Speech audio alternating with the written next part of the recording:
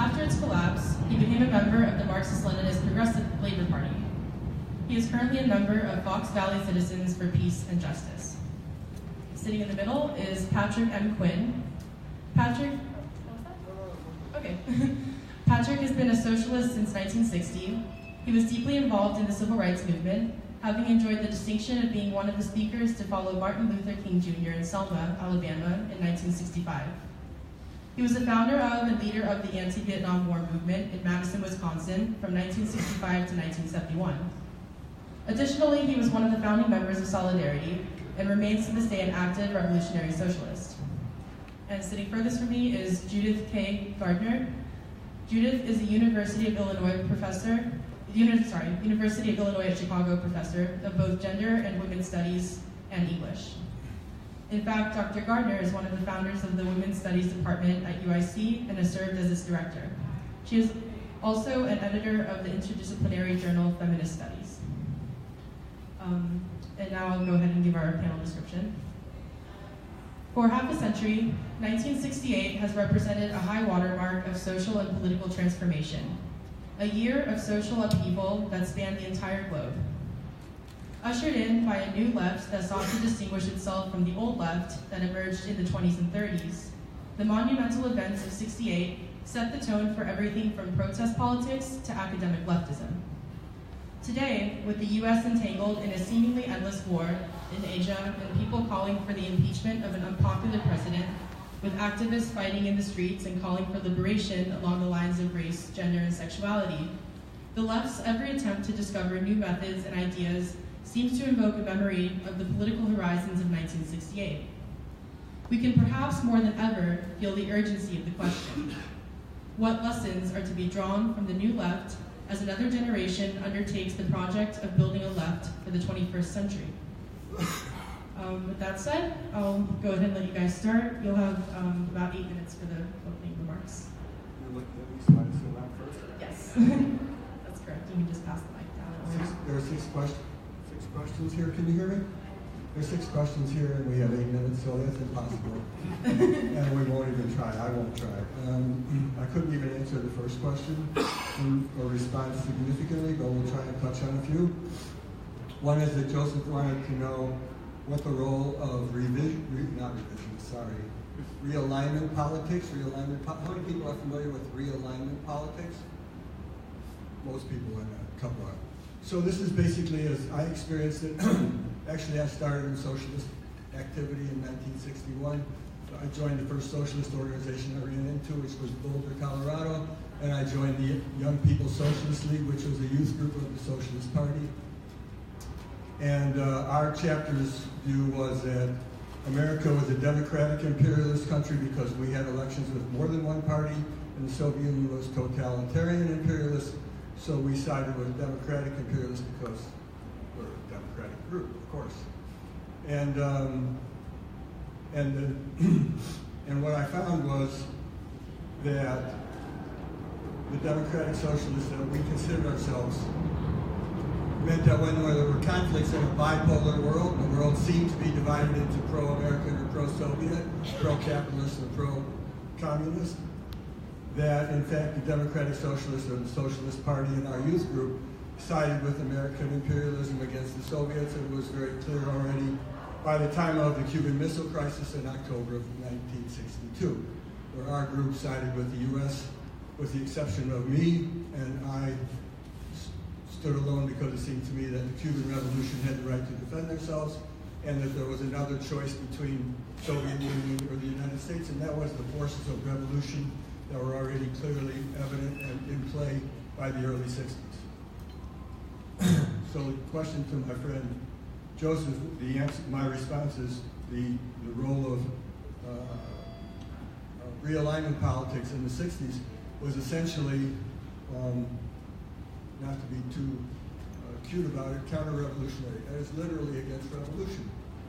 Because the force that was interested in suppressing revolution, the main force in the world, was the United States. And I mean by revolution, not a coup, but a mass uprising that's organized and has social goals that threaten or tear up capitalist relations. So, although that's where I started, obviously that's not where I ended up. And I found myself by 1965, I was active with the Friends of SNCC, the Student Nonviolent Coordinating Committee. We had a chapter in Chicago here. And by 65, there was something which you might be interested in, a meeting of new young anti-war activists in 65 and organizers in the South in what was then still called the Civil Rights Movement, which was lots of people from SNCC and other independents and people in the Corps and whatever.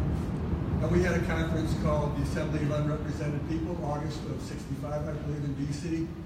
And the short version was that I ended up leading a workshop on anti-war organizing because we organized first after Black Power separated out and there was no really room for whites in the organizations existing. A lot of us, myself included, turned to anti-war organizing, and I was one of the people who organized the Chicago Committee to End the War in Vietnam, which was the first organization I'm aware of that led demonstrations and sit-ins here in Chicago. So I'm leading this workshop on the anti-war movement at the Assembly of Unrepresented People, and who comes in? 2 minutes left or gone? Yeah, no, keep going. You have 2 minutes. 2 minutes left. Okay. About. Okay, fine. So here I am, I'm leading a workshop about this size, all in a circle, and who comes but a half a dozen of my former comrades from YPSL who are there to argue that the U.S. is a force for liberation in humans from the communist evil menace in Vietnam, and we're on the exact opposite ends. This is why I say those politics were effectively counter-revolutionary, anti-revolutionary force. And second thing I'd like to take up is the first question that's given to us: why did separatist politics, such as race, gender, and sexuality, Black Power, become so salient in the 60s? What was common to the movement? So to attempt to respond to that, what they had in common was this was an era of rising up against various forms of oppression. And to even ask the question in this forum, I would be interested if someone from Platypus would be willing to discuss oppression. And it says, what was common to the movement that transcended these diverse struggles for self-determination? Well, what was common was there was a spirit of rising up that came out of the successes and the struggles of the civil rights movement of Black people in the South in the late 50s. Set an inspirational example, said, if you're forced down, if you're treated like less than human, if you're relegated to the sidelines, organize and stand up. Don't just take it individually. And it was an inspiring force. Everything that happened in the 60s came from that explosion and that example, if you will. So to call them separatist politics is, even in the question, is to suggest that they're inherently separatist and they're not connected in a very powerful way to the mechanisms by which capitalism keeps us divided. And it also seems to deny the validity of fighting against particular oppressions, as if there's no guideline into the central reality that we're all suffering, not we all, but most people in America and around the world, in fact, have very serious problems coming from capitalism. So I found that question troublesome. It's about time. Bye, later. Sorry. It's okay. Well, that was very interesting, Earl. I quite agree with Earl that the questions that were given to us to answer are impossible to answer in the few minutes that we have to make our introductory remarks. What I thought best is to try to give you a bit of an autobiographical sketch, which hopefully will answer some of the questions that Joseph has given us.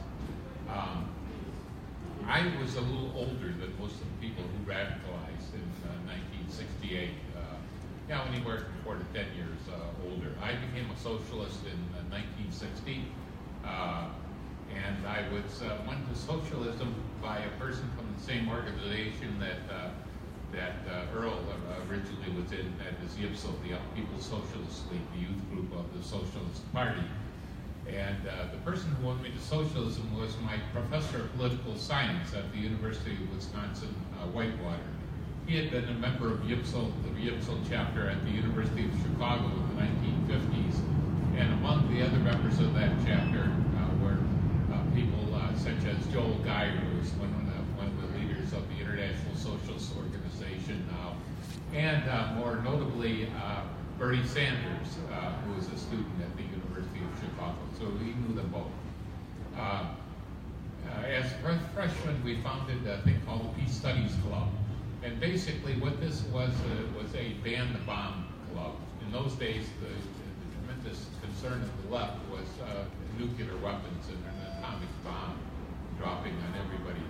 So we were involved in that. There were only 5 of us, but we had a split, which is so common among the left, quite early on. But it was over a substantial issue. It was a question of bilateral disarmament versus unilateral disarmament. And I and another individual took the position of supporting unilateral disarmament. Our position was that we had no influence whatsoever on what Moscow was going to do. So all we could do is try to persuade the United States to disarm. So the 2 of us split and we formed a socialist club, and we brought all kinds of speakers in for that, including a civil rights activist who had been a freedom rider in Mississippi a bit earlier. We brought in Mayor Frank Zeidler, who was the Socialist Party mayor of Milwaukee. We held a forum on HUAC, Operation Abolition, what it was called. HUAC was the House Un-American Activities Committee. Excuse me. And a demonstration against HUAC was held on the steps of the San Francisco City Hall, where the cops beat the hell out of all of the demonstrators. So we did those sorts of things. I then transferred to the University of Wisconsin, and when I got up there in '62, I immediately checked out the left, and I joined what was called the Socialist Club. But in my naivete, I didn't realize that most of the members of the Socialist Club had come from what we used to call red diaper backgrounds. That is, their parents had been in the Communist Party. I thought they were just socialists. I also joined another group that Earl was involved in, Friends of SNCC. SNCC was the Student Non-Violating Coordinating Committee and the Non-Violence Coordinating Committee of the South. And they didn't have chapters in the North, but they had organizations called Friends of SNCC. And then thirdly, in 1964, I joined SCS, Students for Democratic Society. The Students for Democratic Society had been founded in Port Huron, Michigan in 1962. It was primarily founded by a group called SLIDS, the Student League for Industrial Democracy, which were basically on the right of the Socialist Party. And the reason they formed SDS was really to develop young people who could become leaders of the labor movement in the coming years. So when I joined SDS at the University of Wisconsin, it was to the right of the Young Democrats on campus. But we did do one very important thing in SDS, is that we broke the anti-communist ban, the ban on communist speakers at the University of Wisconsin. We invited up from Chicago Claude Lightfoot, who's a black leader of the Communist Party in Chicago, and had him speak, which was a no-no at that time. And he spoke, and from then on, communist speakers couldn't speak at the University of Wisconsin. So that was a positive development.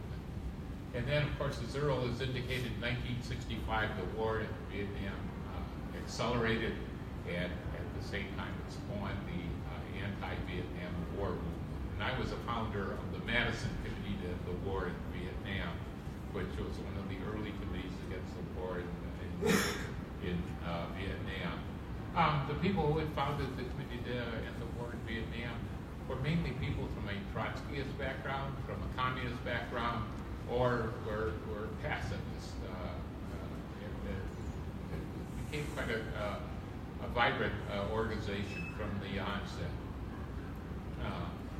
And then, of course, as Earl indicated, the civil rights movement broke out in the South. And being a member of Friends of SIC, we were watching on television the cops beating the hell out of people at the Penn Bridge in Selma. So I immediately dropped out of graduate school and started hitchhiking down south. I got picked up by the police and put in jail, but I bribed the jailer of $20 I had hidden in my shoe to let me out of jail. And the next day I took a bus down to Montgomery, and their civil rights activists picked us up, those who arrived in Montgomery to participate in the struggle, and we went to Selma. The thing about speaking at Selma right after Martin Luther King was actually the march was from Selma to Montgomery, and then the last day of the march, the rally, big rally of about 20,000 people was held in Montgomery on the steps of the state capitol, and that's where I spoke after Martin Luther King. Of course, my remarks were not nearly as eloquent as his. I told people that the buses from New York are over behind the public safety building, and ones in Chicago are behind the Capitol, and so on and so forth. So, yes. So after I came back to Madison from being in the civil rights movement, I spent most of my time in the anti-war movement, and which had really accelerated by that time. SCS had really grown and become an organization of thousands of students in Madison, at the University of Wisconsin. And '68 was an extremely explosive year there in Madison. But by that time, I had joined the Young Socialist Alliance, and I joined the Socialist Workers Party. In 1970, I was a candidate for elective office on the Socialist Workers Party ticket there. I was endorsed by the Daily Cardinal, the student newspaper, and what have you. So I haven't, I thought, my time yet. Just about, yeah. Just about. So I'll wrap this up and say that these questions are ones that you should really pose to our speakers, to Judith and Earl and myself. It's almost impossible to grab one of these questions because it'd probably take each of us the rest of the night to really answer them. But they're very good questions, and they do pose really the essence of what happened during the 1960s, 1968, and before 1968 and afterwards. Thank you. Judith? Thank you. I'm going to stand a little, and also I have audio-visual aids, which are posters from a long time ago, and I'm ignoring the official questions. So, what I was thinking about is what has changed since 1968. And my big picture answer is women and sexual minorities have advanced or won, and corporations and the rich have advanced and won, and those are partially contradictory factors. And what we're seeing right now is a lot of contradictions and conflict in those various factors. And my first visual is just an arrow going up and a band sign, meaning no, things have not been getting better and better in every way. They've not been getting worse. One needs to look at the interactions of things. Then to get a sense of the kinds of issues that have been going on. This one's from England. It's one of my favorites, and it's contradictory. It says, there will be no women's liberation without revolution. There will be no revolution without women's liberation. This is a plea or a statement of it will be taken as one of despair. You know, neither of these things will happen. Obviously, women are not all liberated. Which revolutions? Warfare? Are we talking about armed conflict? The next one are gestural, as we see the fist in the air. We're all out fighting, and I'm still someone who attends rallies, anti-Trump rallies, pro reproductive rights rallies, Most of the projects or campaigns we fought for 50 years ago, we're still fighting for, but that doesn't mean there's been no progress. As I said, women in general have advanced, but not all women, and one's racial, ethnic, class position makes a big difference in these intersections.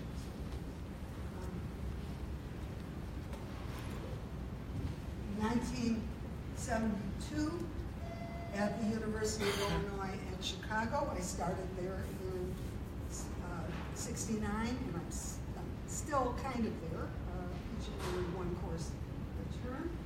And we started a women's studies program, now women's and gender studies.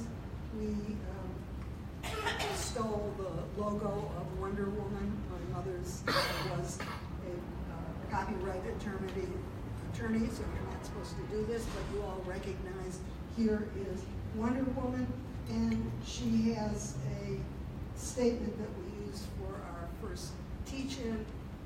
Hell has no fury like a woman oppressed. This is a takeoff on a restoration English. Hell has no fury like a woman scorned. And again, we were trying to be forceful, militant, showing that women could be active. Is hell having no fury exactly the tone that we want to set? Maybe not. And then the last one of my posters that I've got here is a poster from the People's Republic of China, where I visited and was very impressed.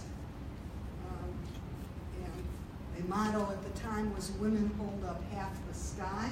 It did not mean that half of positions of power in China or anywhere else were held by women, but there was at least an aspiration towards gender equality that we were impressed by back then. You'll notice this peasant woman, she's got her school books and her grain, and she's advancing the cause of women, peasants, and we considered this a reminder to be global activists, that the United States was not, thank you, the United States was not the end of the world, even the beginning of the world. Okay. So with these contradictions, a reminder of a few things. Stonewall Uprising was 1969. Before this, what set the stage for a great amount of social upheaval? The pill preventing birth, the birth control pill, came in 1960.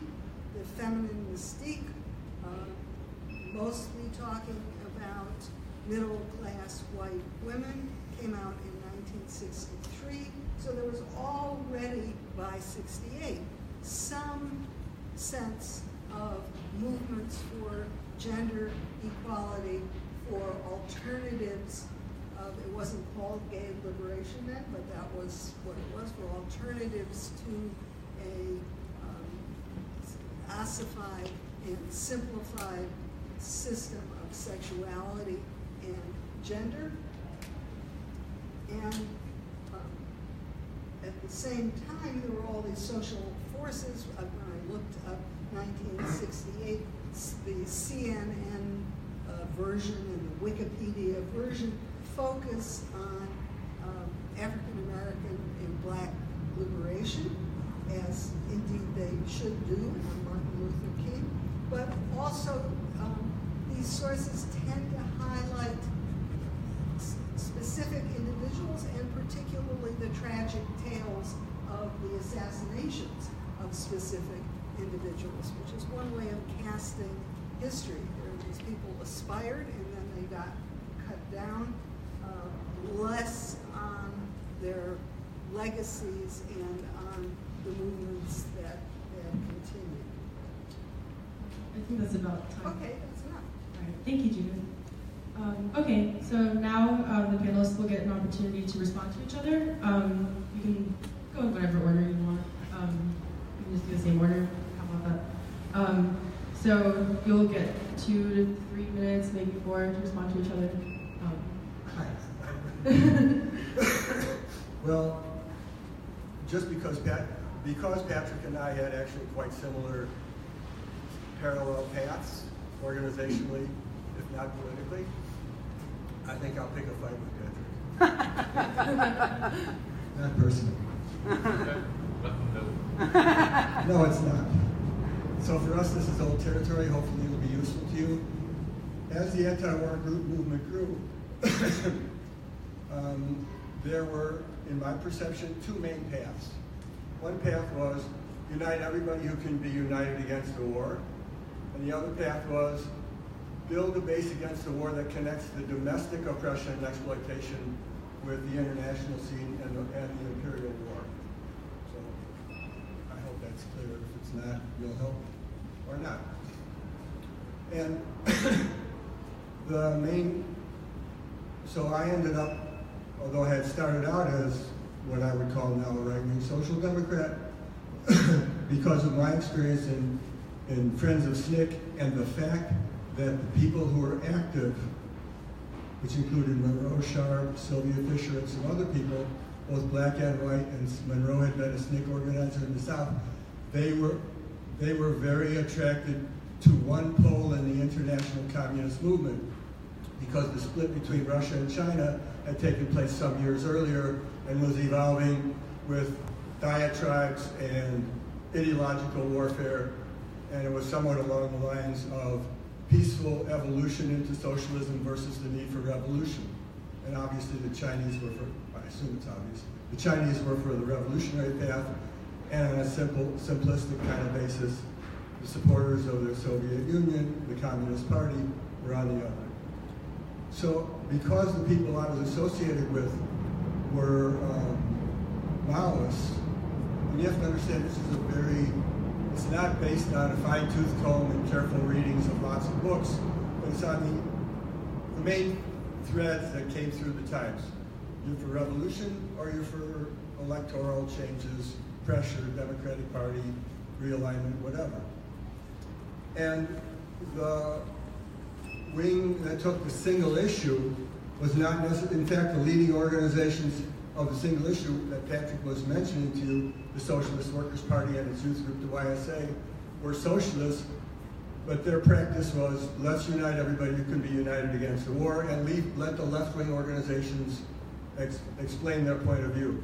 Whereas the other one was to try and draw, in our anti-war work, when we, like around the corner from here at State and Madison, our group would go out and leaflet and talk to shoppers and workers who were out getting off work about the problems in this country and relating them to the corporate domination of society and the war for the international American corporations. And so we developed in 2 different paths, and because my time is up and you're poised over the microphone, I'll stop for now. Thank you. Patrick? Well, in retrospect, I think probably, although our respective political organizations did have considerable differences in the 1960s. In the year 2018, those differences don't seem as divergent as they once might have. STS, the Students for Democratic Society, in 1968 began to shatter into 3 organizations, basically, Progressive Labor Party, which Earl has mentioned, and then 2 other groups of Maoish inclination, one led by Mike Klonsky and the other by Bob Avakian, the Revolutionary Communist League. What we did in the YSA and Socialist Workers Party in those days is that we used our own platform as candidates running for office and what have you to advance the sorts of things that Earl was talking about, particularly in terms of the need to replace capitalism with another form of society. Obviously that lot of the people, the younger people who were involved in the radicalization of the 1960s, did see revolution right around the corner. I didn't. I never did. And that's probably because, unlike many of the students who radicalized during the 1960s, I came from a working class background, and I didn't have that much confidence in the working class in the early 1960s, as perhaps some of the other people did. What we thought was important was to build the labor movement and to build current within the labor movement, which we did. We had 23 of our members who were in trade unions, and we participated in all of the labor struggles in Madison that we could participate in. At the same time, the women members of the organization took the lead in forming a broad-based women's organization, the Women's Action Movement, WAM, as it was called.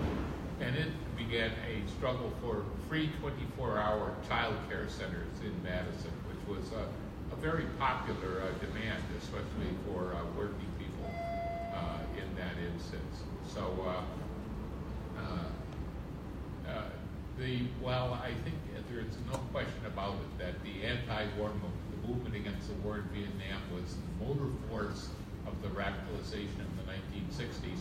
It soon began to spin off other activities, other struggles, I should say, that Judith has talked about, including the women's movement, the gay movement, the Chicano movement, so on and so forth.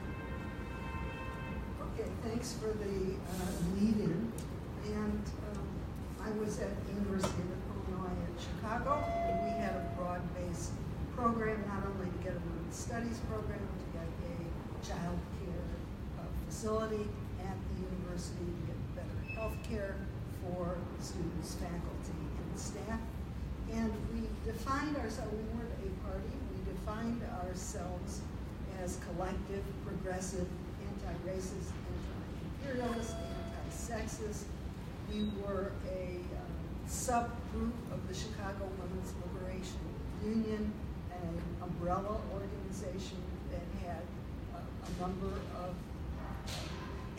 action-oriented sub-organizations that did everything from producing posters to getting more facilities for women to play softball in the Chicago parks, teaching women about auto mechanics, for example, at a liberation school. So the idea was that women should expand capacities and interests, not necessarily to do everything that guys could do, but not to be prevented from doing something like knowing how your own car works by gender stereotypes. Thank you. And I guess we'll open the floor for questions now.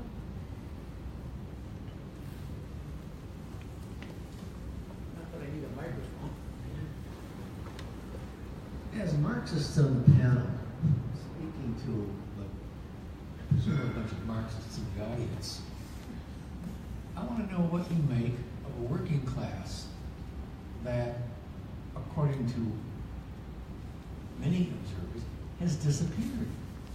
The word middle class is now used by leftist politicians to speak to what, for Marxists, is a working class. I'm fascinated that the middle class now includes people who are part of the precariat, who don't even have the kind of guarantee or employment or union membership that a working class did.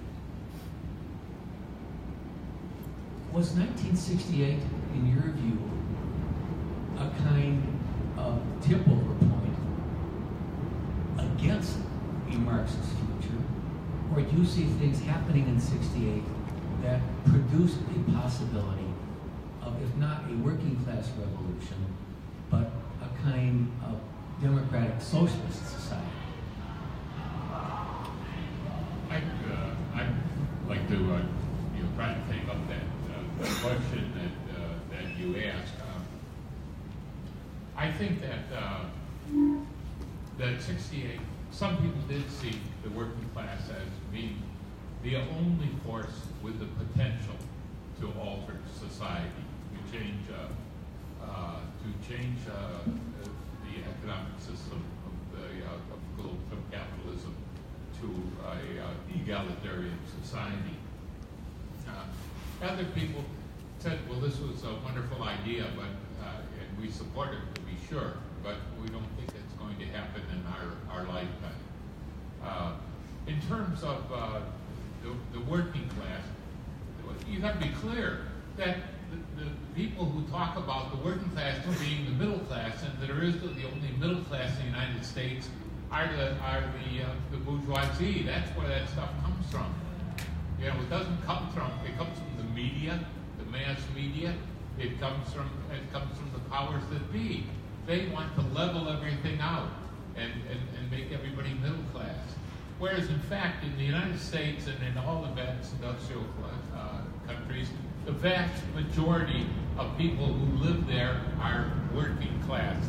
They work for a living. You know, that's what the definition of the working class is. They are by no means middle class. Middle class has a very specific description in most of its existence. What happened, though, is beginning in the mid-60s, is that the trade union movement began a decline, a precipitous decline, to the point where now, today in 2018, there are fewer workers organized than ever before in the 20th, certainly in the 21st and 20th century. It's down to about 7%. If it weren't for the public employee unions, teachers, the NEA, and what have you, it would be even lower. So the organized working class, which is something that developed during the 20th century, it really doesn't exist anymore. And it makes it very difficult to have any kind of student worker alliances or anything of that sort. So that's my take on it. But class differentiation certainly exists. I've got a page here of average salaries at the present by gender and race. It starts out Asian males getting about $1,000 a week, followed by white males at about $900, and down through Asian women, white women, black men, Native Hawaiian and Pacific Islanders, and by the time we get to Hispanic women, Native American and Alaskan women, it's about half of what the average income is for Asian males.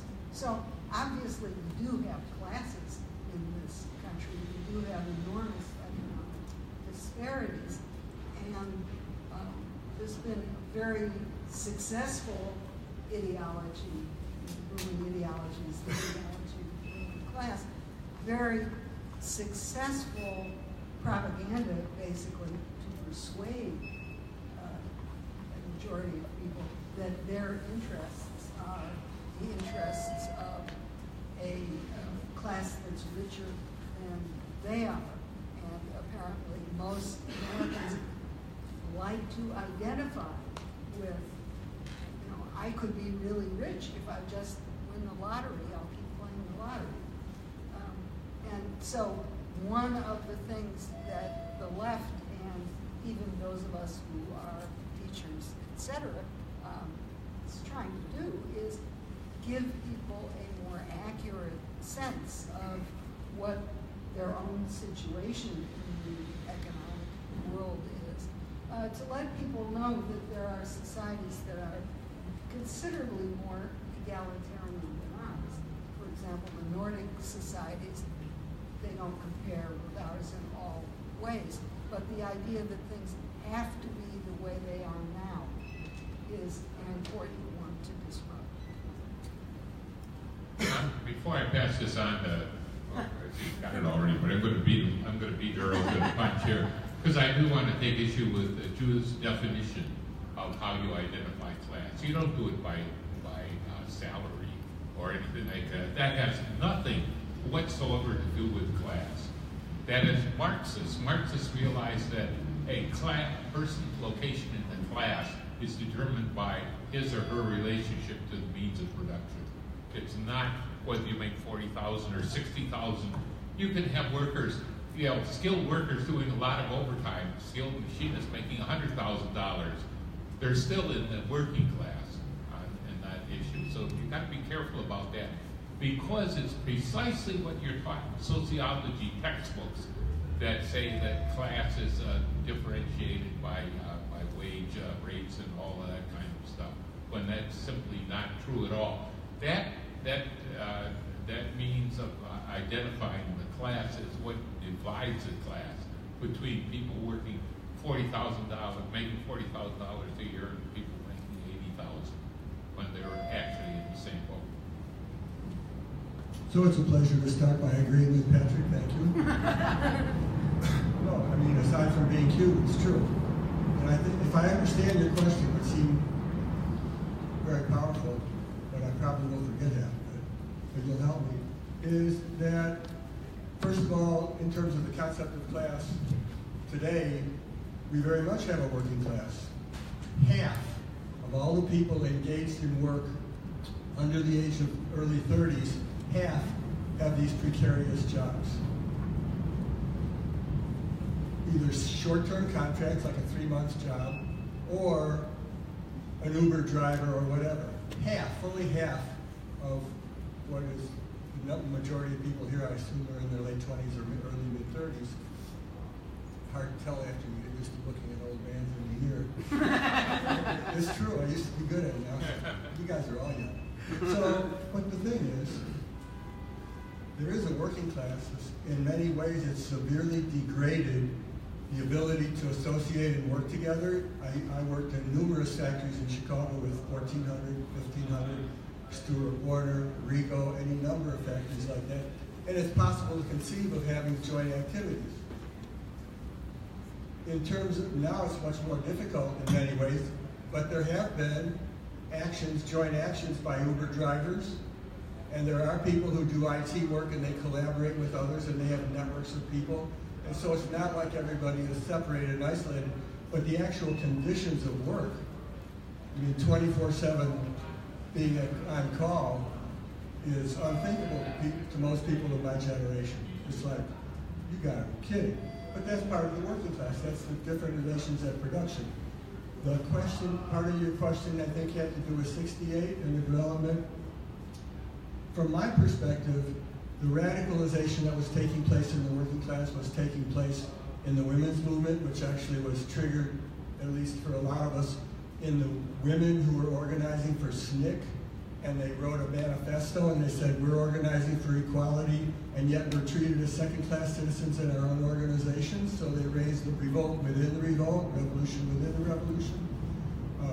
The radicalization of the working class was going on in the ghettos in the northern cities, as well as the people in the south whose conditions, although the legal Jim Crow was gone, the conditions of life and the poverty and the inability to get decent medical treatment and so on still was a daily factor of life, along with oppression along racial lines explicitly in the South. This radicalization was spreading because large numbers of those people also were working class. The war in Vietnam engaged a lot of young people of all classes and races. So a lot of the early SNCC stuff, a lot of the anti-war movement was triggered when Southern radicalized leadership and the organizing work came out against the war, and they said, why should we fight people over there when we're not even free here? Or as Muhammad Ali said, ain't no Viet Cong ever called me nigger. To be blunt and upfront about it. So this reality was a radicalizing factor that was going on, and a lot of these young people were in factories, as a number of us were.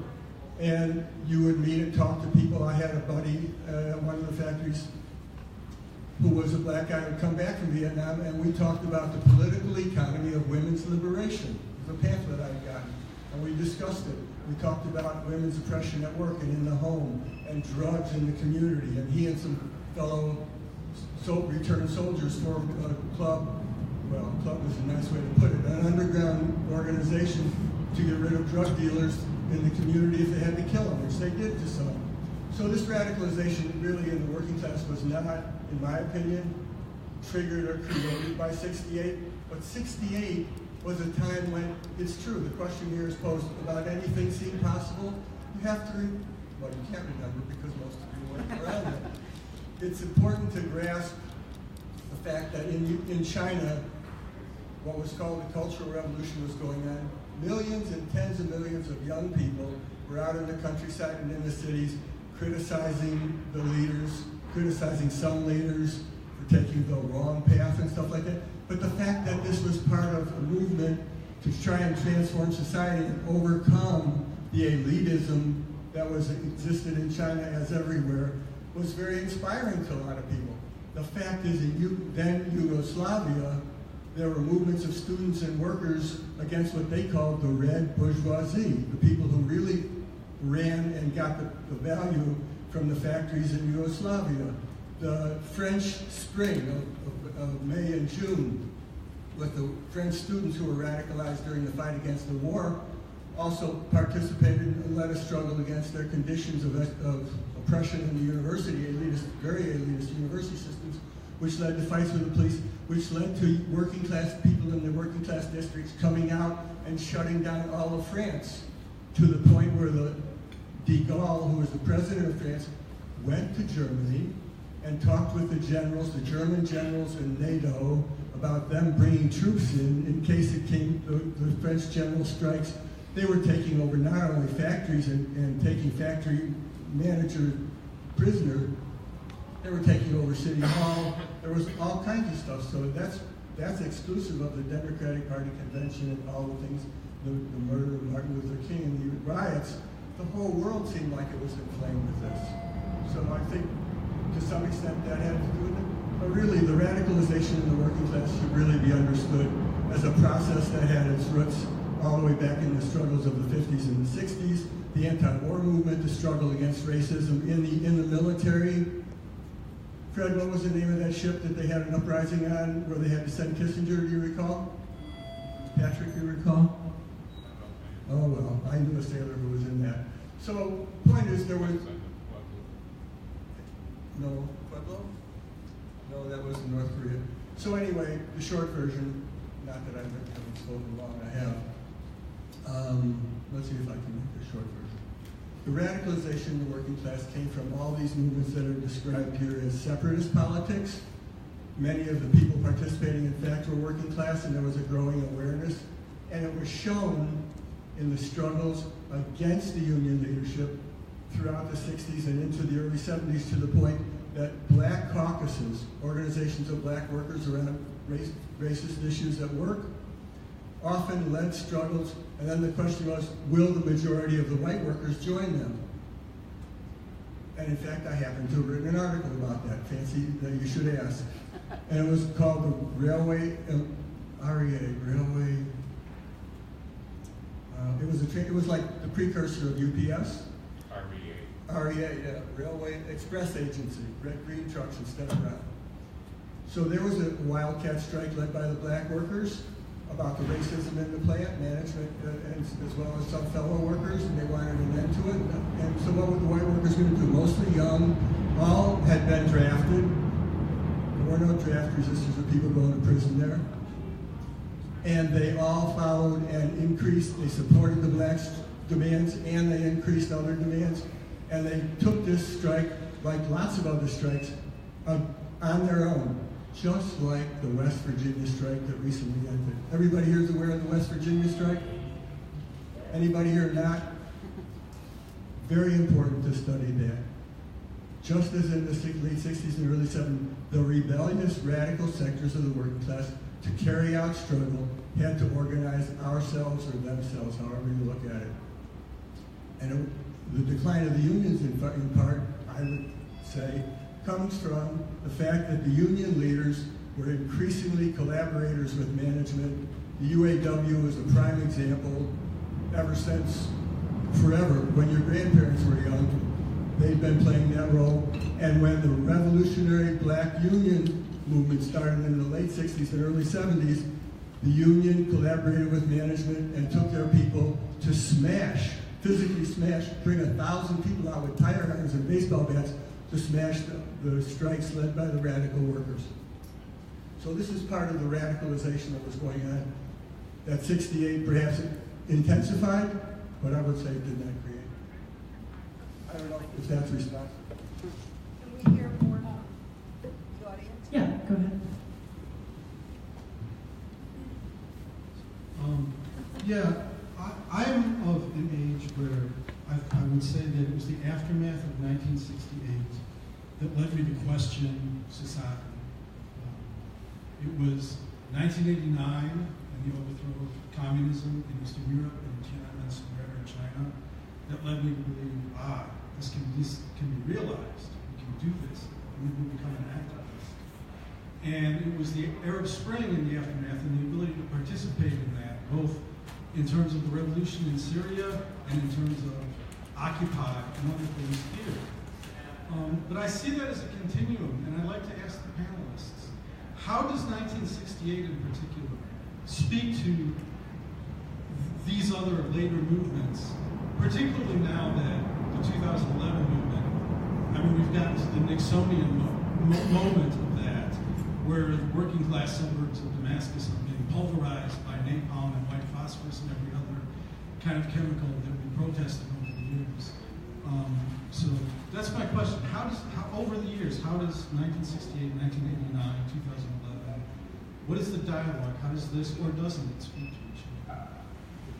Well, you mentioned 1989, and that certainly seemed to be a watershed year. But if you look at reality now, you look, of course, one of the great breakthroughs in 1989 was solidarity in Poland. But now you look at Poland, and it has one of the most right-wing governments in the world. The same with Hungary.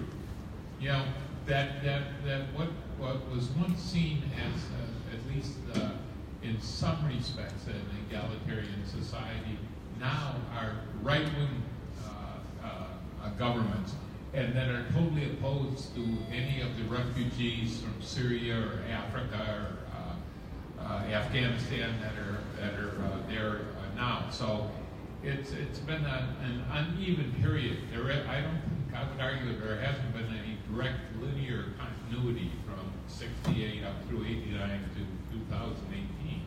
It's been more of a up and down.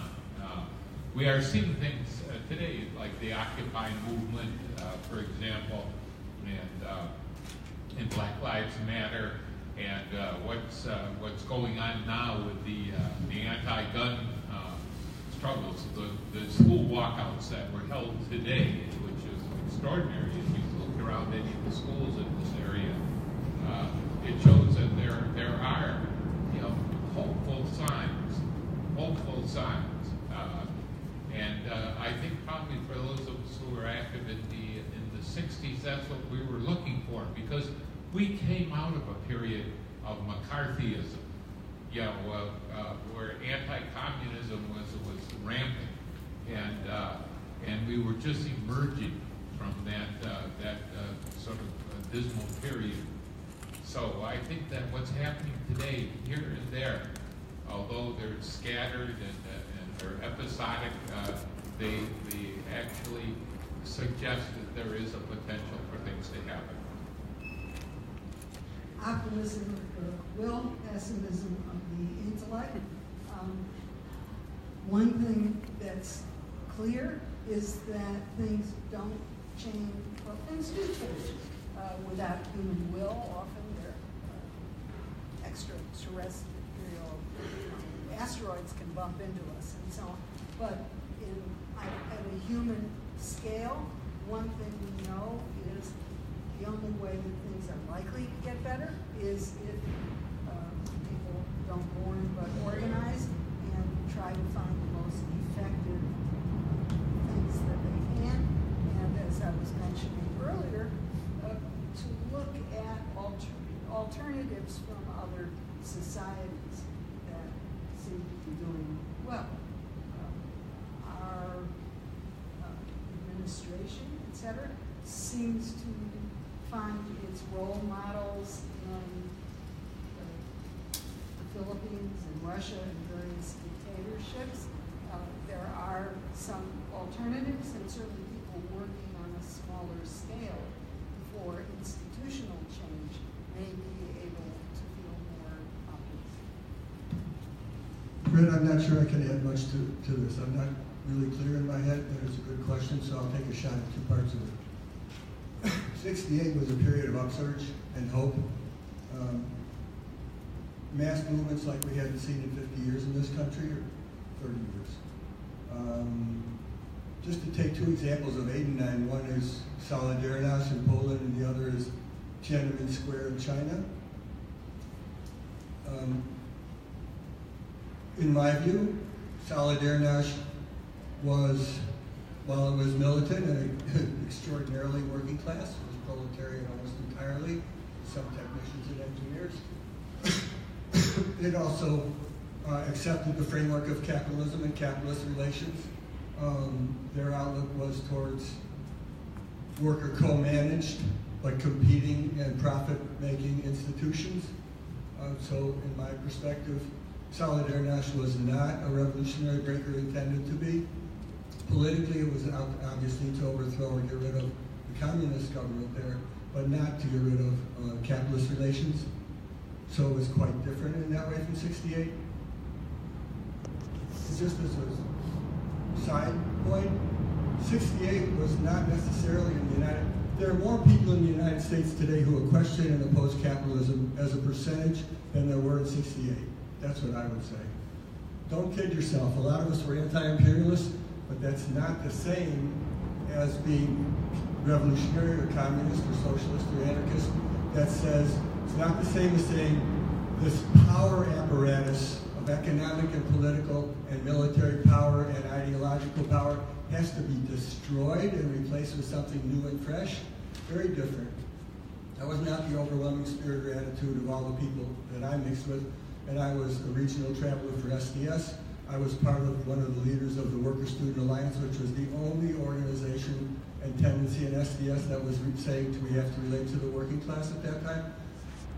Far more people, far higher percentage of people, and especially young people, will say, I'm a socialist, and I'm not a capitalist, for what it's worth. So Tiananmen Square, despite the fact, how many people have an image of the Statue of Liberty associated with Tiananmen Square? Anybody? I'm the only one. Okay, good. I'm glad I have company. I believe it was called the Goddess of Liberty. The Goddess of Liberty or something, but it looked like the Statue of Liberty. Yeah. Now, how many of us know that at Tiananmen Square they sang the Internationale?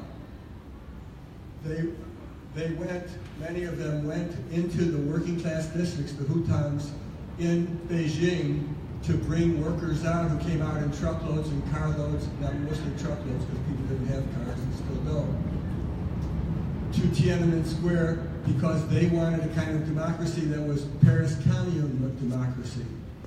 That's even far more radical, far more advanced than we were in 68. Now, Chinese Communist Party top leadership murdered a number of generals who refused to take their armies out to suppress them, but did find generals at an army that would go out and do that. But it's really important, in my opinion, to understand the universality of the class struggle, even if there are different forms of expression of it. And that's, in my opinion, clearly going on today. Not at those heights, but I think that's true. And it gives me hope. If we can ever learn from the mistakes and the fundamental errors in our various revolutionary movements.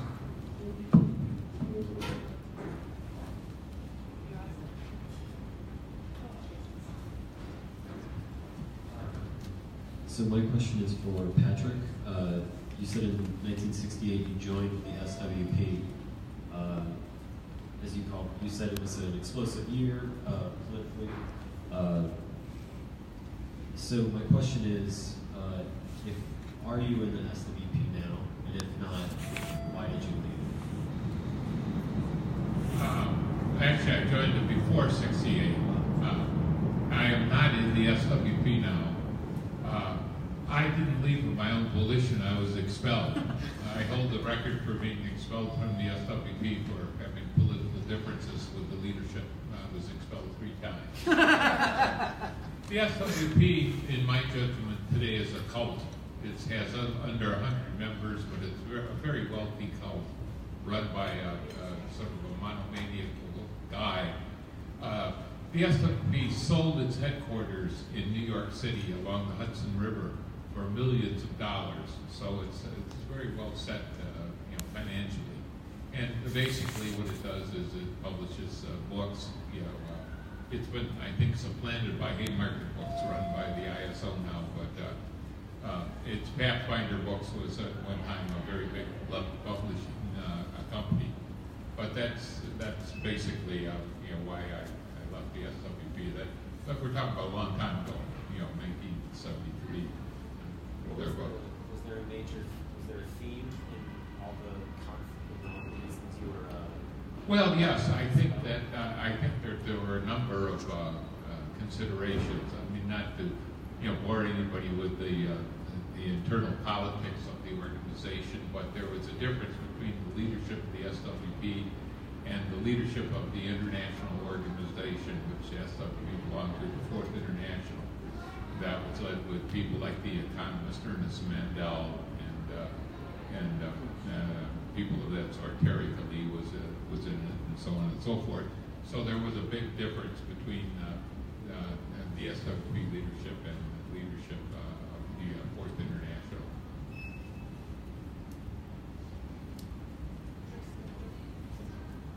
Thank you. So I wanted to ask you a question maybe about the larger arc, pre and post 1968. Could you speak up? Yes, so I wanted to ask you a question about maybe the larger arc, pre and post 68, and how certain developments seem to be reversed in terms of the political radicalism at the time. So Patrick, for example, you mentioned that there was a decline in trade union activity in the mid-60s, and yet following that in 68, nonetheless, we still have this political explosion.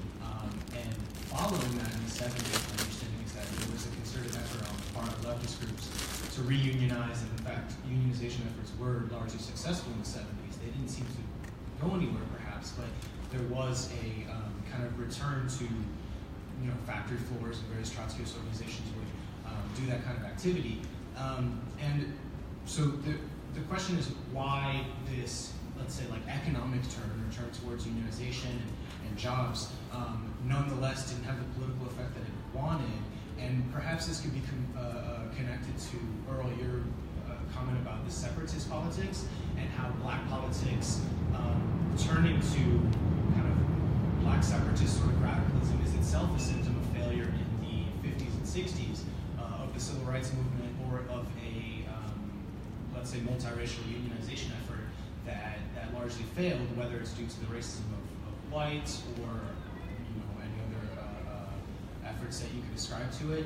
And then I would say that as regards to the gender and women question, it might have happened a little bit later, but in the 80s we also see a shift towards less politically organized, or less of an emphasis on economic questions and more of an emphasis on lifestyle and gender and sexuality as an individual problem and not necessarily a social one. And I would just ask the panelists how you see the decline of these various trends within the 60s and how you think they reflect on reality today. Well, I could take at least the first part of your question. You do ask a lot of really very good, serious questions there. What I said was that the beginning of the decline of the union movement may have begun probably not in 68, but probably around 71, and it was a slow decline. But it wasn't because of entirely due to the unions, of themselves. For example, we have in Wisconsin, where I live now, a governor called Scott Walker, who, along with a lot of his right-wing Republican colleagues, they had a conference, about 6 or 7 years ago, where they set an agenda of what they wanted to accomplish in their states. And one of the things was that they wanted to destroy the public employee unions. And that's what they did in the state of Wisconsin. They controlled both the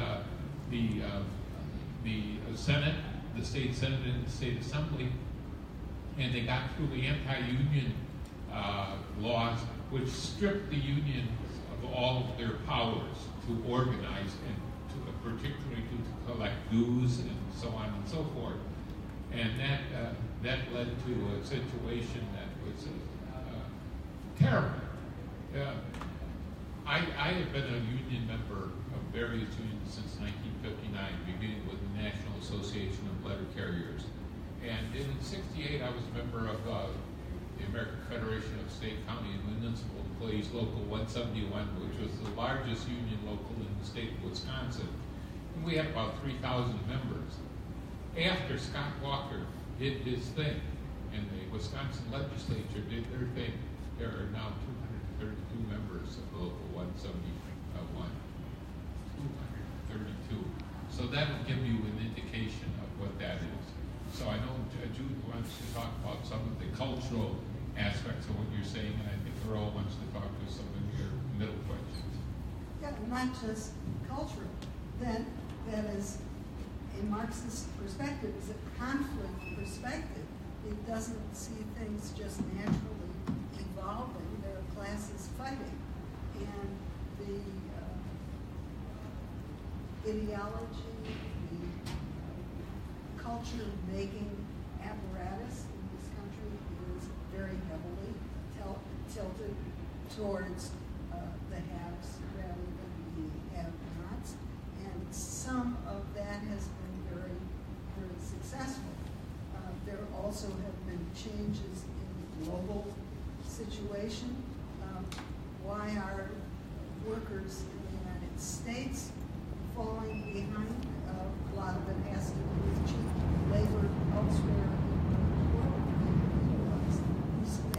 There are people making cars in the United States, but a lot of the heavier industries that were the backbone of the union movements it's not just that people got tired of them. The conditions of labor changed, factories changed, and so on. So there's a multi-dimensional issue of these changes. Now, of course, one might well be saying, and how could one organize in order to take advantage of the precariat that has come to it? And to some extent, that's happening. You asked some really good questions. I never asked myself that. I don't know. My mother had more curiosity in her little finger than I had when I was alive. She'd go to see the doctor and she'd say, it was so interesting. I'm like, wow, we're talking about your cancer. Yeah, but did you? Anyway, but really they're very good questions. I'll just take a stab at a couple of them. I think you asked, could we see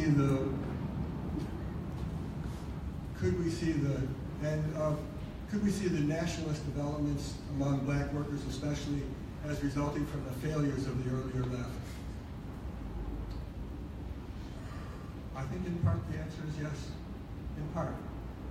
If there had been a continuum in the working class of the class struggle politics that were evident in some of the more radical breaks in the 30s, if it had not been both attacked but also undermined from the ideology and practice of the communists themselves, who undermined the base for that kind of politics when they had to defend the Soviet Union selling oil to fascist Italy to use to invade Ethiopia, I think 36. A lot of very fine black workers said, fuck you to that, for very good reasons. It's like, these are our allies in the fight against imperialism and racism? I don't think so. And one could go on. So I think that the communist movement, which was the hegemonic, not the only, but the hegemonic center, undermined and helped enable the ruling class to more easily break that continuity. And lacking that continuity and the failure of many of us, including myself and my comrades, who wanted to have a base for communist and working class solidarity and revolution, in the few years that we existed before '68, made insignificant, tiny handfuls of converts and influence. That said, It's also true that the left that existed, whether it was the SWP or Progressive Labor Party or any number of groups and grouplets, there was, in my opinion, an inability to carry on a helpful struggle, a comradely struggle with nationalism. So, for example, the SWP, if I recall right, Patrick will correct me if I'm wrong, had an approach that something like consistent nationalism would lead to socialism. Consistent feminism would lead to socialism. That was the impression that I was not the only person who had. And on the other hand, Progressive Labor Party by 68, 69 was attacking all kinds of nationalism, whether it was the Black Panther Party or the Vietnamese Communist Party. Well, that didn't exactly open a lot of ears to a conversation in those days either. So to some extent the answer is yes. But the propensity, especially supported in capitalist society, is to encourage people to see themselves in distinction from everybody else and not to look for or not to see the beneath the surface links in terms of capitalism that connect us all. And so I think part of it is its inherent tendency of nationalist politics. It said our people first, our people separate, to lead to this on its own weight, its own merit. There would still have to be a struggle, but that continuity and those forces to engage that struggle successfully were small. They were also real stuff you never hear about for good reason. In Detroit, I think it was 71, maybe you can correct me, I think it was 71. There was a walkout by 1,000 Chrysler workers in one of the plants in Detroit. 1,000 workers led by black workers, but joined by white workers, including communist Somalian organization who were part of the leadership, showed that it could be done in one or two locations. The UAW brought out 1,000 people. They had people in the plants who got really soft jobs, doing next to nothing, and they were basically loyalists, hardcore loyalists, and they came out and physically smashed it. And that's coordinated and led by the union leadership. So I think that's part of the response. Very quickly on the state employees unions, everything that Patrick said, of course, is accurate. But what he didn't say was the state AFSCME and the State Teachers Federation accepted all of the proposals, laws, before they were even voted on, if they would give them the right to dues collection. In other words, the cuts to education, the cuts to health care that were part of their movement, they said, we accept that, just give us our ability to represent our members and have dues. When we, and I say myself and some other people, and especially the IWW, tried to explain what its general strike was and to encourage people to organize in different cities, the union leadership, when asked directly at the state union leadership, said, we're not going to have that. They take our treasuries and put us in jail. Ain't gonna happen. So part of the reason that they could get away with it was that the union leadership are collaborators and they're just junior partners, not all of them, but for a large part. And the uprising in Madison is a perfect illustration of that fact. If you want to see the other side, you look to West Virginia.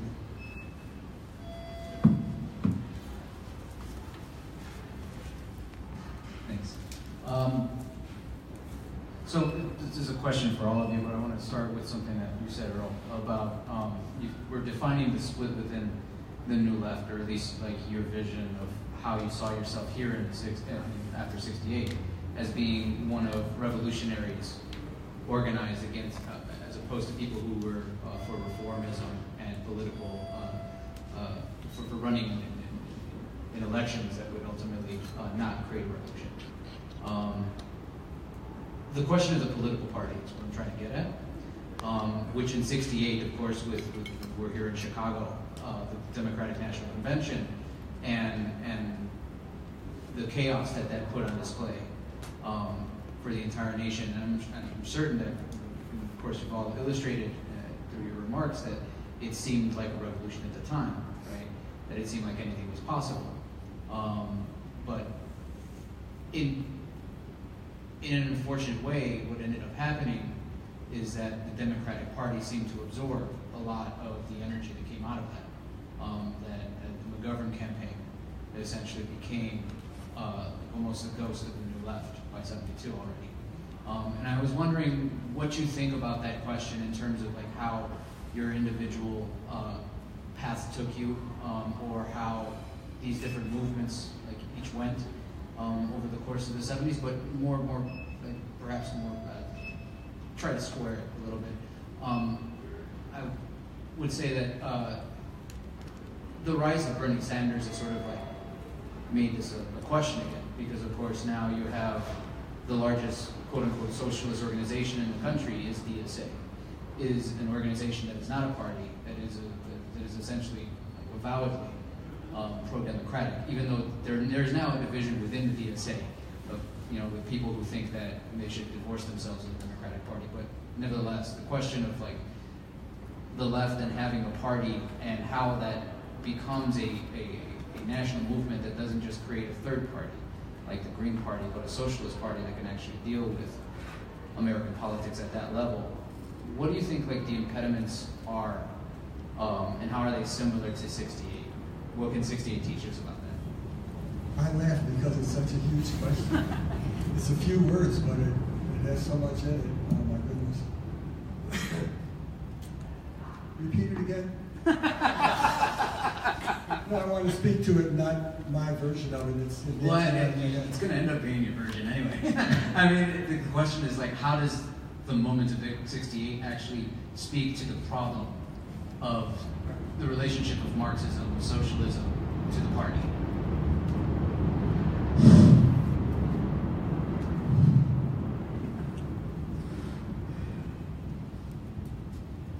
I'll try. I didn't mean. No. I'll try. It's a question for all of you, so.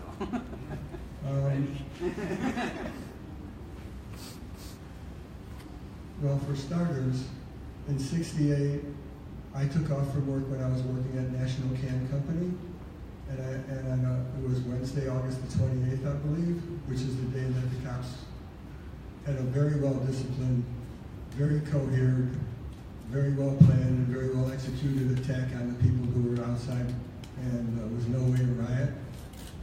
And if you saw those 3-foot clubs coming at you in unison, step by step, it was an advancing army that walked over and just smashed literally anybody who was on the ground. And I had to go out the back of my house because they had FBI and police in front of my house. Is the dramatic part of it. But what the events of that day and of that week in particular reinforced for me the belief that a party of dedicated revolutionaries was not only a good idea, but it was a necessity. It was absolutely a necessity because spontaneous developments, just like this brother's question about working class and consciousness, most people are not affected by what some organization tells them, but their daily life experience, the way they perceive it, they talk with their friends, they get involved. There are all these activities in life, but the need for a party that could bring together and shine light on in a living way the connections, the blood and the tissues and the sinews and the capillaries and the arteries that connect the body require also a consciousness of people who put an effort into studying history and drawing conclusions and going over things and say what's useful, what's not. Because I saw on the 28th of August in 68, a block away from here, maybe 2,000 people who were instantly radicalized when the police attacked us and we were standing there chanting. I was involved in a conversation with 3 guys who were saying we have to engage in peaceful demonstrations, we have to persuade police and stuff like that. And as soon as the cops started slugging their way into the crowd and really slugging their way, they picked up rocks and started throwing them at the cops. Was that because I persuaded them? Didn't have a damn thing to do with me, did it? So this consciousness takes place, but what happened to it afterwards? What happened to it after 68? They were not connected to a vision. They were not connected to an organization that could support them and provide guidance in a new circumstance. And so, is that the same as an electoral party? No. But you'll be surprised, progressive labor ran candidates for office. In New York City especially. We were not run against, at that time we were not as dogmatic as we evolved into becoming, which was very dogmatic. So we were for running, but in the same way that Patrick described the SWP ran candidates. We run candidates and say, here's why we're communists, here's why we think racism is endemic to American capitalism, and so on and so forth. So it's not electoral involvement so much as the difference between having reformist or reform-focused elections and elections as a tool in a kit that you might or might not use, but your kit is not aimed at elections. It's aimed at power for the working class. Not in necessarily in the face or the guise of a party, but actually developing consciousness and self-confidence among the working class, within the working class, that we have the capacity of breaking the relationship of exploitation and domination that is the capital relationship. And I search and look for other alternatives. I still don't see anything out there besides that concept. And you asked much more than that, but I know other people want to speak, and so I'll wait if you have a follow-up.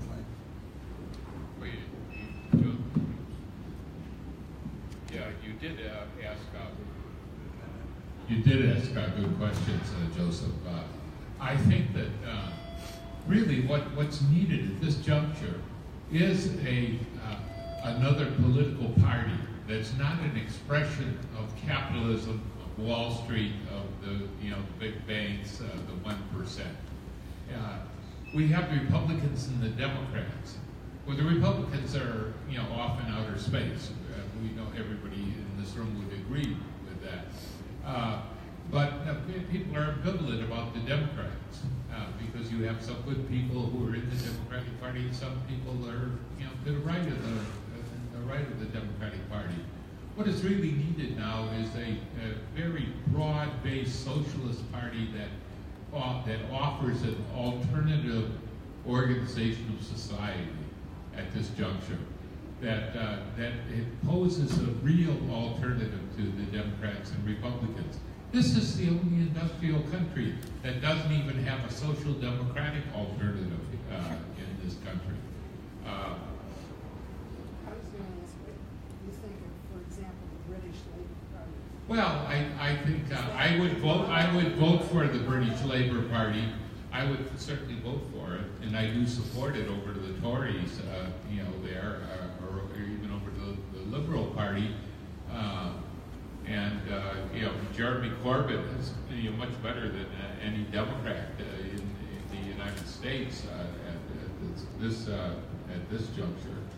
You mentioned the DSA, the development of DSA in the wake of the Bernie Sanders campaign, which sparked it.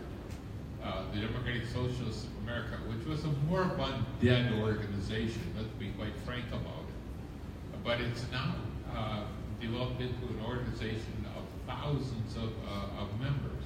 I am a member myself. We who are members of Solidarity see no contradiction between being in Solidarity and the DSA. And we do support the left wing of DSA that you mentioned. There is a political current within the Democratic Socialists of America that is very much concerned about the DSA's links with the Democratic Party and wants to sever those links and make the DSA a truly independent socialist organization. And that's really what's needed in this particular instance. It's been a long time, since there's been a mass socialist party like the Socialist Party of Eugene Debs before World War I that was a real expression of working class values and aspirations. And in 2018, we desperately need such a means of expression.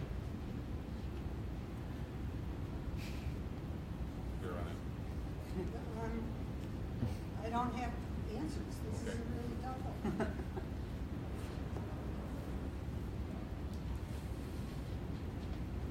Anyone else have questions first? All right. Marxists are nothing if not hopeful. Hopeful. Nothing if not hopeful. Marxists were the first group, though it wasn't put in quite these terms, to think globally and act locally. To the point where Lenin takes over, expecting that the revolutions would have jumped off earlier in the more industrialized West, is trying to figure out what to do with power. Marxists have prided themselves on being very alert to what they thought were progressive developments in the rest of the world. Certainly the Progressive Labor Party exemplifies that. In '68, leftists in America were absolutely entranced with what was going on in China. They were reading a book called Fan Shin. They saw Mao as absolutely a kind of world vanguard. I can remember being in anti-war protests chanting ho ho Ho Chi Minh, and the left was going to win. Were you guys shocked in the way I was at the Ken Bernstein Novak History of Vietnam to find out that Ho had already been pushed aside and had very little to do with Vietnamese planning in the North? I can't help but ask myself now, is there anything in China that is more socialist than the United States under Donald Trump? I can't find a single thing. Workers' rights, health care, education, nothing. Are there any leftists who would make even the faintest approval to what's going on in North Korea? It's absurd. What can a Marxist party in a country like the United States do if there is not this sense of a kind of international Marxism that means anything at all? It means that leftists in the United States have to try and wring something progressive out of something like Black Lives Matter that, to my mind, never says anything about social class. Well, you pose a very serious question, but let's be honest. The left in the United States from 1917 on was, in one respect or another, whether it's the new left or the old left, and the result of the Russian Revolution of 1917. We are now 101 years away from that. And so there is nothing on the horizon like the Russian Revolution of 1917 was for those of us of our generation. I mean, let's face it, the 60s were only 50 years after the Russian Revolution. I mean, you don't look to China now. I think there maybe are one or two small organizations that do look to North Korea, actually. I'm not going to name them. How long did Bob Avaki stick with Albania? I don't know, Earl. Ask Bob. Yeah. He's giving a levy. They have a takeover to talk. Listen to Bob him tell you. I don't speak for him. Don't know. Well, there's a rationale there. Go ahead. Well, I was just going to say that really there has to be a sort of a new birth of socialism in the sense of that the echoes of the Russian Revolution are a long way away from us now, and that's part of the reason that people are sort of ambivalent about a socialist alternative to capitalism, because there's nothing to point to. Some people point to Cuba, and I would agree with what they say about Cuba, but that's about the only thing that there is in terms of post-capitalist country. What's your line on Venezuela? My line on it is that it's still a capitalist country, but it's under a progressive leadership in the sense that Hugo Chavez was much better than any previous leaders since Simon Bolivar. He's dead. Yeah, I know he is. His successor doesn't have the skills that Hugo Chavez did. Does he have the right politics? Well, he certainly has better than those that they're trying to overthrow and that the United States is supporting. Let's be honest about that. If you look at any of these television shots of what's going on there, you'll see something very interesting. That it's white people from rich suburbs of Caracas. Yeah, they support the ouster of the present president. But if you go into the barrios and the working class areas of Caracas, you'll find support, for him. I'm not saying by any means that he's perfect, but he's certainly better than the ones that are trying to remove him.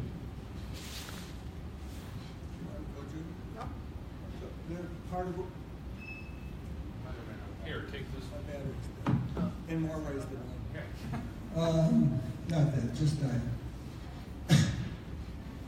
One of the things that you asked or referred to gets to a very basic point about Marxism and the Marxist view of the world, and about China currently. If you believe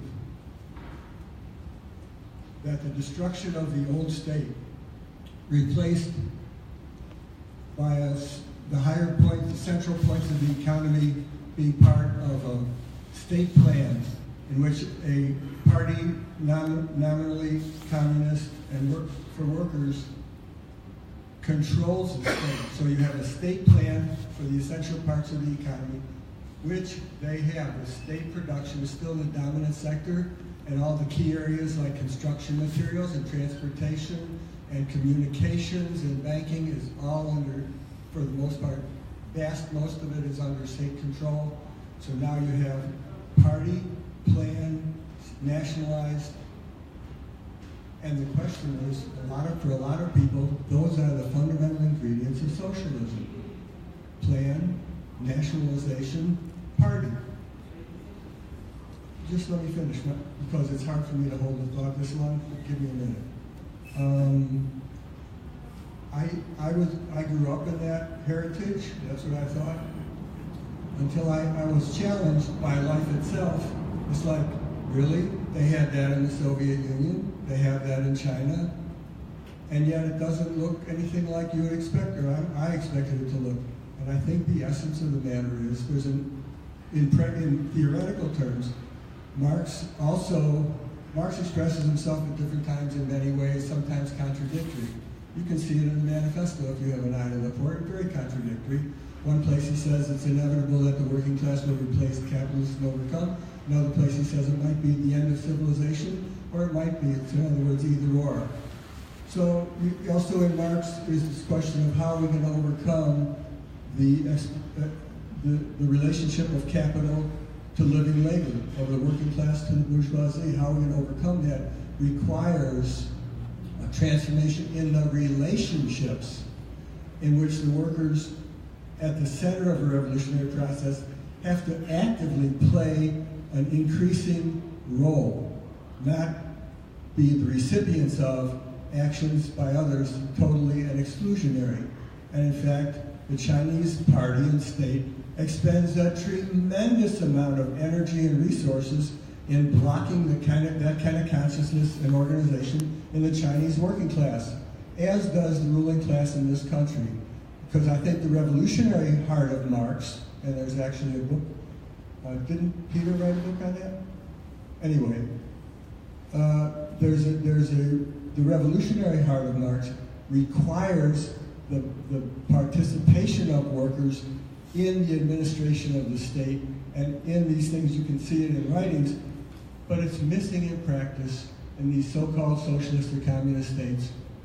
And hence, workers become a factor of production, just like steel or the international price of capital or whatever. So then we are just instruments rather than the makers of our own destiny. And that may sound abstract, but when a boss is telling you what to do for production of something that has nothing to do with working class needs or alliances internationally, but is exporting capital essentially, it makes a lot of difference. And I think that, well anyway, that's what I think.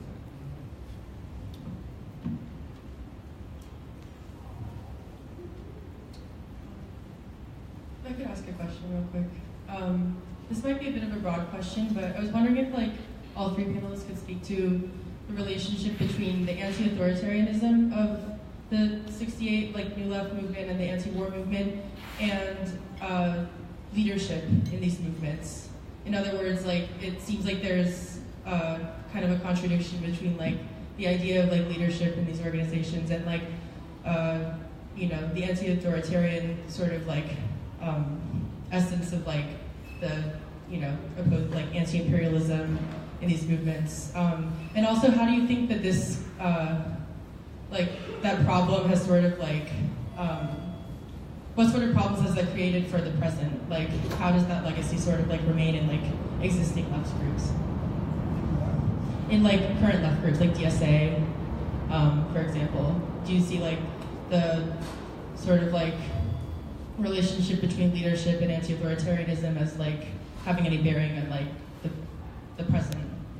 I'll take an angle on that, which is just that in the 70s, one of the things that weakened the women's movement was an anti-leadership view. That there were a number of people who thought it was progressive to trash anybody who assumed authority and so on.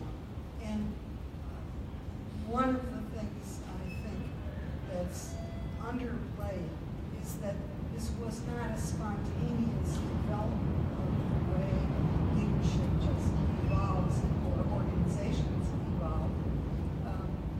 There has always been a pretty effective anti-left, anti-populist, not even a movement, but it was true that there were agents, provocateurs, that there was the Red Squad here in Chicago, that there were people who were quite skillful at destroying leadership. We know that Martin Luther King, for example, was very much the target. So one of the things to look at is not to be naive about who is against you, basically, and what can be done with various forms of solidarity against that. Right now, I think maybe some the Nordic countries in Europe are doing a better job. They're certainly not utterly utopian, but in having more egalitarian ways of working within their own groups and parties. I think by anti-authoritarian, I think you're talking about almost like anarchism, in that instance. I mean, the broad left was anti-authoritarian in the 1960s, but it was against the real authorities, who were the cops and the courts and the politicians, so on and so forth. But it wasn't that they were anti-authoritarian and that they didn't feel the need for leadership. That if you wanted to get anything done there, get anything accomplished, you had to have democratically elected leaders. There's no question about it. And any anti-authoritarian stuff to the contrary, you really had to have, as I say, a leadership that was democratically selected out of the ranks of the various organizations, whether they be the anti-war movement, civil rights, or women's liberation movement. So while there may have been some anti-authoritarianism, it was directed, toward powers that be. Largely, I agree. The kind of anti-authoritarianism we see today in the protest movements, I think, is to a certain extent a reflection of the failure of the traditional left and the new left as well. Because, as Patrick said, and Judith, I think, also, we were not out in the streets here in Chicago or in other places because we disliked authority in general, and we were anti-authoritarian in an ideological sense. We you have to go to the context. By 68, the context was almost all males, young males, were subject to the draft. There were 500,000 or more people actually in Vietnam fighting, killing, and dying. There was something that was breathing down the necks of most young guys, and consequently their girlfriends, their boyfriends, their mother, their father, their aunts, their cousin. So when you spread that out, you've got huge numbers of people there are people's lives involved. And the anti-war movement contributed by helping to undermine and expose the lies that were behind it. The wing of the anti-war movement that I was part of worked hard to show how it was an imperialist war and hence related to American capitalism. And the thing was, it was against the war and against the ongoing racism and the revolt against racism, which wasn't about authority abstractly, but it was against the war and racism. Those are the largest components, which is very different than what the vibe you would get today. We're against hierarchical societies, we're against authority or hierarchy anywhere. We're a handful of people. In SDS, Progressive Labor Party, which advocated the dictatorship of the proletariat, the leading role of the party, was the largest single group by 1969. I was one of the 2 people involved in counting the delegates for the convention. We had the largest single group in a group of the Worker Student Alliance that was explicitly unified behind that strategy and those tactics. Support the working class, build ties with the working class, take up issues of the working class, the need for a revolutionary party, which we felt was progressive labor, and so on. A good illustration of how not anti-authoritarian it was. It was not anti-authoritarian, because if you're going to put that label on, how is it that among people who are newly involved, over 65, 66, or especially 67, 68, 69, we had nearly 1,000 people signed up as individuals to this caucus. You see? Doesn't ring. It's not what it was about. I think that's what I was saying. Yeah, that's good enough. Thanks. Is that a clear response? No? Yeah, I think that answered my question. Thank you, guys. Any other questions before we wrap up? Sure. I guess just ask, like, in the most straightforward way, the 68 moment, could each of you kind of speak to, like, what you thought was possible? I just mentioned the dictatorship of the proletariat, and previously kind of mentioned the learning from the mistakes. So I'd like to hear, like, what you thought was possible, and given that we don't live in that world today, are there mistakes that we could learn from? Well, just to take on what have been considered maybe separatist causes, but that women could have a role in society more expansive than they did in 1968 and be movers and leaders. That was a vision, and that has come true. So there are positive motions in the way that society has moved. As I said, it's contradictory. The worldwide working class has not overthrown imperialism, but women, gay people, some people in stigmatized minorities, disabled people, there has been real progress for certain groups of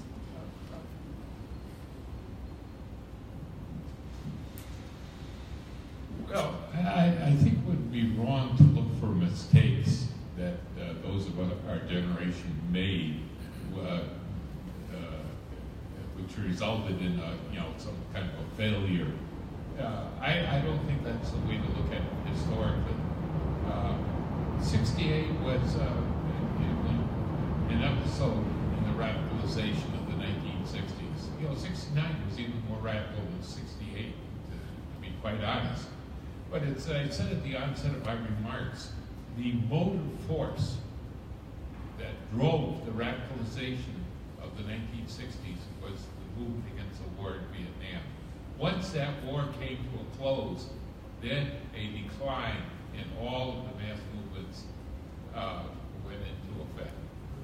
It went through the 70s. You can chart it on a chart, down this way. And so it wasn't due to the mistakes of anybody who was involved in there. It was just the reality of the circumstance. Just as there was a reality for the beginning of the radicalization of the 60s. So I don't think it's going to be very difficult to draw some lessons from the 1960s for the coming period, or a new wave of radicalization. That will depend upon the circumstances, because we are in a different period now entirely. We have globalization. I mean, everybody, that's what you see on television, that referring to globalization. But as Judith said earlier, that's very simple. That's just the capitalists in the United States growing abroad to get cheaper labor. And that's why we saw the destruction of the steel industry here. For example, Southworks, which employed thousands of people on the south side of Chicago, or Waukegan Works of U.S. Steel on the north side, or the Gary Works of U.S. Steel in Gary, Indiana, because it was cheaper to pay people peanuts to make steel in places like Korea and China and other places than to pay them good money, here in the United States. That's what globalization is all about.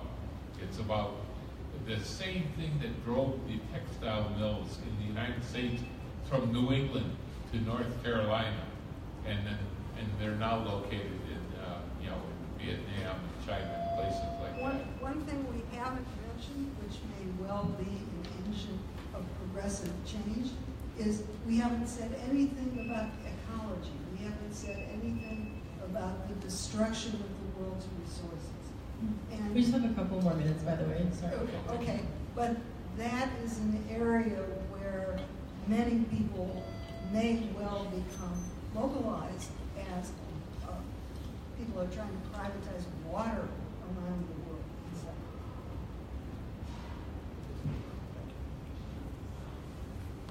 Will we have a chance to wrap up? You can give some really quick final remarks. We have Well, I just want to respond to the question first, but I want to thank the people who organized this forum. For me, it's very a little stressful, but it helps my brain and my understanding of things, and they're really great questions and comments. To be particular about this question of errors, the circumstances were very powerful. Nixon understood the radicalization had to be brought to a halt, and that he couldn't use the army because the army was falling apart. They couldn't depend on the army to fight. They couldn't use it as a repressive tool against the masses of Americans who were against the war. Or if they had, it would have really been something up for grabs, because they couldn't control the army in the field. And I'm sure many of you are aware of the fact that that was the case in Vietnam, and all kinds of military officers have written about it. And so I won't say that anything more about it, but this question of what happened, part of it was economic, but part of it was a class-conscious awareness and set of policies that were set into action by people who were intellectuals of the rule of the capitalist class. How many people here have read the Lewis Powell memo to the United States Chamber of Commerce? I think it was written in '72. How many people? If you don't write it down, you're missing out on a great object lesson of class-conscious thinking in the broadest sense, just from another class. Lewis Powell, Lewis, Powell. Just Google Lewis Powell memo, and you will see what, in my opinion, is the clearest thinking, clearest expression of an awareness of the conjuncture of that particular moment from the point of view of reestablishing the dominant ideas and hegemonic ideas and organization for capitalism in America at that time. And it laid the basis for the planned, calculated destruction of the radical working class movement. I don't think it's as simple as Patrick's response might lead one to believe. There is class consciousness in the world, and their side is far more advanced than we are. And I think that's very clear. The auto industry, there was solidarity growing between black and white auto workers. There was a whole radical wing of workers. They sent a delegation to Japan to directly work with Japanese workers to establish an international standard of auto production, speed of production, and so on and so forth. All this is hidden history. They saw the threat in that just as they saw the threat in the revolutionary black workers, and they mobilized, and they would play off the plant with the union leadership's approval and support to where they would say to one plant, if you don't accept these cuts in your standards, we'll shift the production to this plant. All in the United States, all at the same cost of production. Didn't have anything to do with the other factors that Patrick raised, which are also true. It wasn't just about the money. They consciously worked with the unions, especially the big industrial unions, hand in hand, and the same thing was true in steel, because we had a guy who was from a communist family who ran for the leadership of the steel workers and won among the basic steel workers but lost among other members of the union. So there was a conscious reaction to the radicalization in the proletariat, and that's part of what we see. And if you don't read the Lewis Powell thing, shame on you, because it would be like saying you're going to talk about the American Constitution and not read about the Constitutional Congress or something like that. It's just, you've got to do this because there is a consciousness, and when it's the errors that, in my particular organization, Progressive Labor, I was part of the National Student Leadership, as well as other places. If you're interested at all, well, first of all, we're going to have a book. We're going to have a book about memoirs from people who are from the Workers' Student Alliance, about our experience and what lessons we've learned from it for people who are interested. We're working on it now. But that's not why I came here, trust me. We're May 5 sales, it's not going to make a difference, but you might find it useful. The conflict was a class struggle in a very profound way. And what we learned was our organization was not up to it. We did not practice democratic centralism. How many people think they're familiar with democratic centralism? Could you raise your hand? I can't tell if your head doesn't move. Okay, most people. So my simplest example is if you want to have a family picnic, you've got to make some agreement about where you're going to go, who's going to bring what food, and who's going to take care of the kids, something like that if you want to have a big family picnic.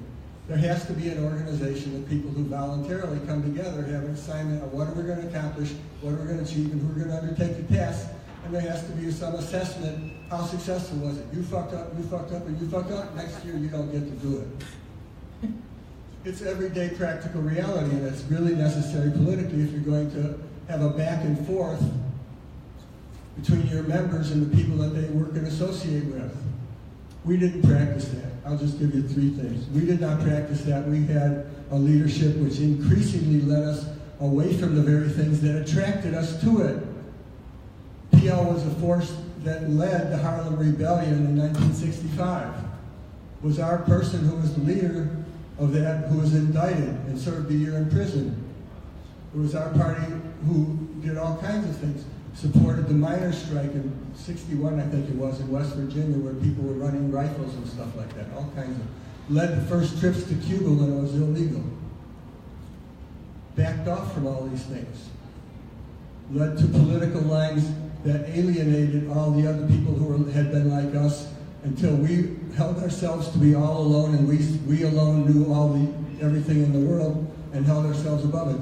It was self-destructive. It was dogmatic, but the heart of the matter was we didn't have the internal democracy, and we really didn't study Marx, and those were 2 of the key things I would suggest. Because I think it's important to learn from our mistakes. Thank you. That concludes our panel, and thank you everyone for coming.